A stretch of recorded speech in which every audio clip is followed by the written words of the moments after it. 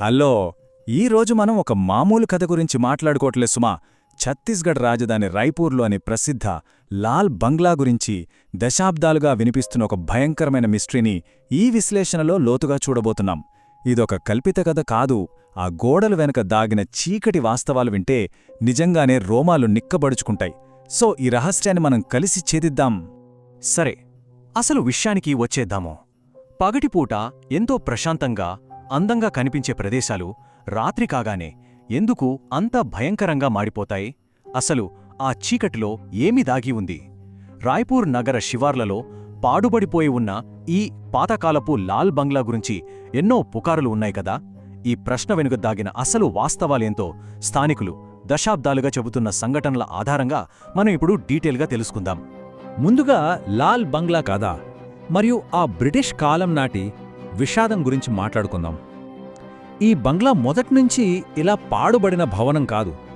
దీనికొక అందమైన కాని ఎంతో గుండెల్ని పిండేసే గతం ఉంది. ఇక్కడున్న కాలక్రమాన్ని మనం ఒకసారి గమనిస్తే వాళ్ల జీవితాలు ఎలా ఉండేవో మనకు ఇట్టే అర్థమైపోతుంది. బ్రిటిష్ కాలంలో ఒక ఆఫీసర్ ఈ బంగ్లాను చాలా ఇష్టంగా నిర్మించుకున్నాడు. అంత బాగానే ఉంది అనుకునే లోపే అతనికి డ్యూటీలో భాగంగా తరచుగా వేరే ప్రాంతాలకు వెళ్లాల్సొచ్చేది. కొన్నిసార్లు నెలల తరబడి ఇంటికి దూరంగా ఉండేవాడు. అప్పుడు ఆ పెద్ద ఇంట్లో అతని భార్య హెలెన్ ఒంటరిగా మిగిలిపోయేది. ఆమె ప్రపంచమంతా తన భర్తే అన్నమాట. ప్రతిరోజూ సాయంత్రం బాల్కనీలో నిలబడి తన భర్త ఎప్పుడు వస్తాడా అని ఆశగా ఎదురుచూస్తూ ఉండేది. కాని ఆ ఎదురుచూపులకి ముగింపు ఎలా వచ్చిందంటే హెలెన్కు ద్రోహం. అన్నీ మారిపోయిన రాత్రి ఆమె భర్త ఎట్టకేలకు తిరిగి వచ్చాడు. కాని ఆ సంతోషం ఎంతోసేపు నిలవలేదు. ఇది చాలా స్పష్టంగా దేన్ని వివరిస్తుందంటే, ఒకవైపు హెలెన్ చూపించిన స్వచ్ఛమైన ప్రేమ, మరోవైపు ఆమెకు ఎదురైన పీడకల లాంటి ద్రోహం. ఆ సాయంత్రం సంతోషంగా భర్తను కలవడానికి వెళ్లిన హెలెన్ బంగ్లాలోనే ఒక గది తలుపు తెరిచింది. అప్పుడు ఆమెకు ఊహించని గుండెలు బద్దలయ్యే దృశ్యం కనిపించింది. తన భర్త ఆ గదిలో వేరొక మహిళతో ఉన్నాడు. ఒక్క క్షణంలో హెలెన్ ప్రపంచం కుప్పకూలిపోయింది. ఇన్ని రోజులు ఎవరికోసమైతే ప్రాణాలు అరచేతిలో పెట్టుకుని ఎదురుచూసిందో అతనే తన సొంత ఇంట్లో ఇంత దారుణమైన ద్రోహం చేస్తాడని ఆమె కలలో కూడా ఊహించలేదు కదా. ఆ రాత్రి ఆ బంగ్లాలో ఏం జరిగిందంటే, ఆ ద్రోహాంగి తట్టుకోలేని హెలెన్ భర్తను నిలదీసింది. బంగ్లాలో పెద్దగా అరుపులు, వస్తువులు విసిరేసిన శబ్దాలు, ఫర్నిచర్ పగిలిపోయిన శబ్దాలు వినిపించాయి. ఆ తర్వాత హెలెన్ ఒక అత్యంత కఠినమైన నిర్ణయం తీసుకుంది. వాళ్ళిద్దరూ ఉన్న గదిలోకి వెళ్లి లోపలి నుండి గడియపెట్టింది. ఆవేశంతో ఆ గదికి నిప్పు పెట్టేసింది. మంటలు క్షణాల్లో వ్యాపించాయి. కాని హెలెన్ అక్కడి నుండి పారిపోలేదు. ఆ మంటల మధ్యలోనే నిలబడి గట్టిగా అరుస్తూ ప్రాణాలు విడిచింది. ఆ అరుపులు ఆ రాత్రంతా అక్కడ ప్రతిధ్వనిస్తూనే ఉన్నాయి. అక్కడితో శాపం మొదలైంది.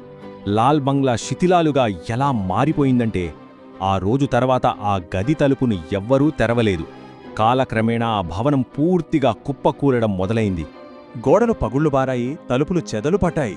కాని స్థానికులు ఆ ప్రదేశం వైపు కన్నెత్తి చూడటం కూడా మానేశారంట. ఎందుకో తెలుసా? రాత్రిపూట ఆ బంగ్లాలోంచి ఒక మహిళ ఏడుస్తున్న శబ్దాలు అనిపించేవట.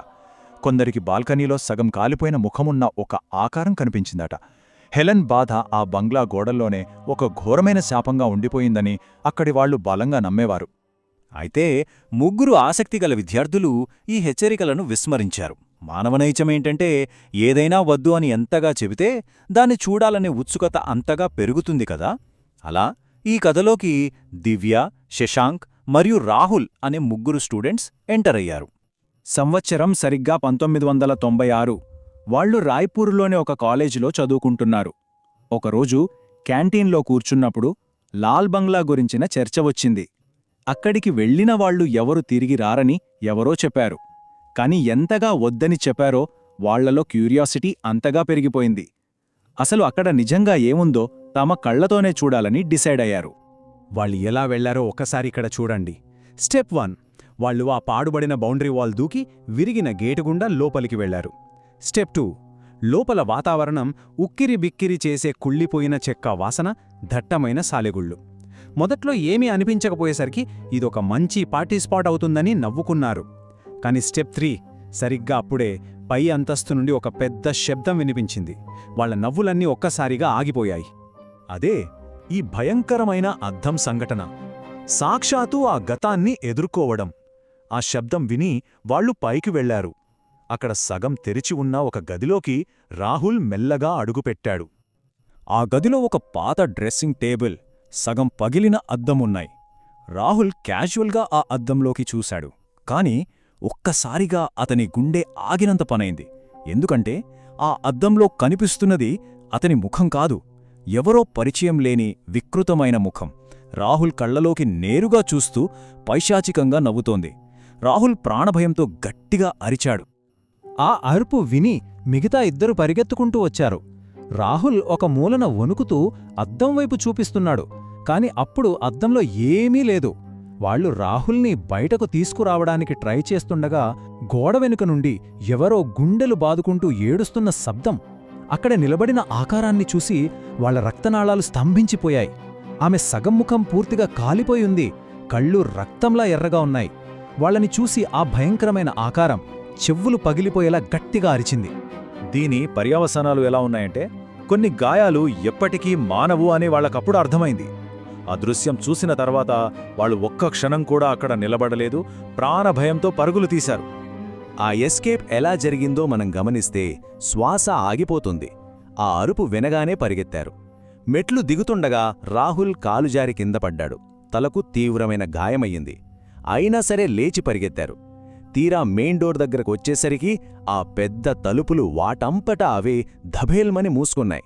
ఇక చేసేదేం లేక పక్కనే ఉన్న పగిలిన గాజు కిటికీలోంచి ప్రాణాలకు తెగించి బయటకు దూకేశారు. సో ఇక్కడ అసలు పాయింట్ ఏంటంటే, బయటకు రాగానే రాహుల్ని ఆస్పత్రికి చేర్చారు. తలకు కుట్లు పడ్డాయి. శారీరకంగా బతికిపోయారు కదా అనుకోవచ్చు, కానీ అసలు సమస్య అక్కడే మొదలైంది. మరుసటి రోజు దివ్యకు తీవ్రమైన జ్వరం. దానికి కారణం ఏ డాక్టరూ చెప్పలేకపోయారు. ఆ రాత్రిచిన మానసిక క్షోభ, ఆ ట్రామా నుండి బయటపడటానికి వాళ్ళకి దాదాపు 2 నెలలు పట్టింది. ఆ ఇంట్లో ఏం జరిగిందో ఎవరికీ చెప్పకూడదని వాళ్ళు సైలెంట్ అయిపోయారు. అయినా సరే లాల్ బంగ్లా కథ ఇంకా సజీవంగానే ఉంది. దెయ్యాలనున్నాయా లేదా అనేది పక్కన పెడితే, హెలెన్ జీవితంలో జరిగిన ఘోరమైన ద్రోహం ఒక నిజం. ఇప్పటికీ ఆ దారిగుండా వెళ్లేవారికి ఆ ఏడుపు వినిపిస్తుందని, ఆ పగిలిన అద్దంలో ఒక కాలిపోయిన ముఖం కనిపిస్తుందని చెప్తూనే ఉంటారు. ఈ విశ్లేషణ ద్వారా ఆనాటి సంఘటనలను మనం లోతుగా అర్థం చేసుకున్నాం. కాని చివరగా మిగిలిన ప్రశ్న ఇది మాత్రమే. ఒకప్పుడు భర్త కోసం నిరీక్షించిన హెలెన్ ఇప్పుడు తనలో దాగిన ఆవేదనను ఇంకెవరికైనా చెప్పడానికి ఆ శిథిలమైన బంగ్లాలో ఇంకా ఎదురుచూస్తూనే ఉందా? ఇది కేవలం ఒక పాడుబడిన భవనమా, లేక తీరని శోకానికి సజీవ సాక్ష్యమా? బహుశా ఆ చీకటి రహస్యం ఆ బంగ్లాతోనే పాతిపెట్టబడచ్చు. మళ్ళీ ఇంకో ఆసక్తికరమైన అంశంతో కలుద్దాం. ఉంటాను.